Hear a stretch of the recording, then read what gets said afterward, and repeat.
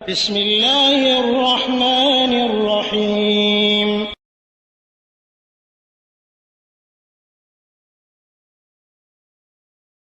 ওয়ালাইকুম আসসালাম রহমতুল্লাহি ওবরাকাতুহু। মুহতারাম ভাই প্রশ্ন করেছেন 948 থেকে, সৌদি আরব থেকে, যে আল্লাহ রাব্বুল আলামিন কোরআনের মধ্যে বলেছেন, সূরা হিজরের এটা 9 নম্বর আয়াত, ইন্না নাহনু নাযালনা যিকরা ওয়া ইন্না লাহু লাহাফিজুন। এই যে কোরআনের আয়াতটা, এখানে আসলে বহুবচন ব্যবহার করা হয়। আসলে অনুবাদটা আমি হুবহু করি। আল্লাহ রাব্বুল আলামিন বলছেন যে নিশ্চয় এই কোরআনকে আমরাই নাজিল করেছি এবং আমরাই এর হেফাজতকারী এবং সংরক্ষণকারী। তো আপনাদের প্রশ্ন হলো যে এখানে আমরা কেন? এখানে তো আল্লাহ রাব্বুল আলামিন উনি নিজেই করেছেন, নাজিল তো আর অন্য কেউ করেনি বা কাউকে সাথেও নেননি, বা তার মানে মানে সাথী তো আর কেউ নাই, সঙ্গী সাথী তো আর কেউ নাই। তাহলে উনি এরকমভাবে বহু বচন ব্যবহার করলেন কেন, আমরা বললেন কেন? আসলে এই প্রশ্নটা এখানে নয়, এই প্রশ্নটা পুরো কোরআনের মধ্যে, পুরো কোরআনের মধ্যে আল্লাহ রাব্বুল আলামিনকে ব্যবহারের সময় উনি এই বহুবচনটাই বেশি ব্যবহার করেছেন। তো এর তালিক আছে, এর মুফাসসিরগণের তালিক যেটা দিয়েছেন যে বিল্লাফজিল জালালা, অর্থাৎ আল্লাহ রাব্বুল আলামিনের বড়ত্বের জন্য এবং আল্লাহ রাব্বুল আলামিন এর নিজের সম্মানের জন্য আল্লাহ রাব্বুল আলামিন এভাবে উল্লেখ করেছেন, এবং আরও কিছু তালিক দিয়েছেন মুফাসসিরগণ।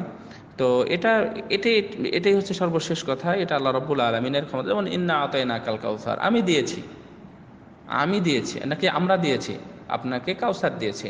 তো এরকম কোরআনের মধ্যে আরও অনেক জায়গায় ব্যবহার হয়েছে, শুধুমাত্র ইন্না নাহনু নাযালনা যিকরা এই আয়াতটাই না, আরও অনেক জায়গাতে আল্লাহ রাব্বুল আলামিন ব্যবহার করেছেন। এটা আল্লাহ রাব্বুল আলামিনের মহত্ব এবং বিশেষ গুণ, এবং যত ধরনের গুণ আছে সব গুণের সমারোহ বা সব গুণের অধিকারী হলেন ভালো গুণ হলেন আল্লাহ রাব্বুল আলামিন।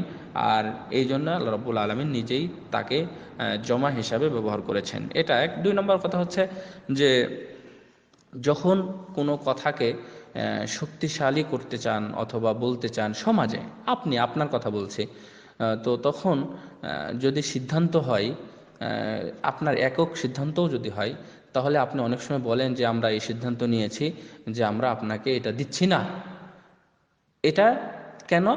এটা শক্তিশালী করার জন্য, এবং অন্যের সমর্থন আছে অবশ্যই, সমর্থন থেকে আপনি নিজের থেকে বলতেছেন যে আমরা।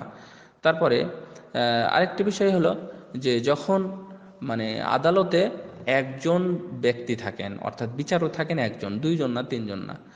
তো ওখানে বলা হয় যে আদালত মহামান্য আদালত, এ, আদালতের কাছে বা ইত্যাদির কাছে ওনারা বলেন। তো ওই আদালত সিদ্ধান্ত দেন যে আমরা এই সিদ্ধান্তে উপনীত হয়েছি। অবশ্যই উনি এটা বলেন না যে আমরা এই সিদ্ধান্তে উপনীত হয়েছি যে এই ব্যক্তিকে যাই হোক মানে ফাঁসি থেকে মুক্তি দেওয়া হবে বা ইত্যাদি ইত্যাদি। তো এখানে উনি উনি আমি আমি বলেন না, বলেন কেন? আমরা বলেন, বা আমরা সবাই বলেন। তো সুতরাং এটা হচ্ছে সম্মানের জন্য বা মাহাত্ম্যের জন্য বা বড় কিছুর জন্য, এবং এটা আল্লাহ রাব্বুল আলামিনের শানে ব্যবহার করা মানে অসম্ভব বা নয়, মানে লাহেক নয়, এমনটা নয়। এটা সম্ভব এবং আল্লাহ রাব্বুল আলামিনের জন্য এটা প্রযোজ্য।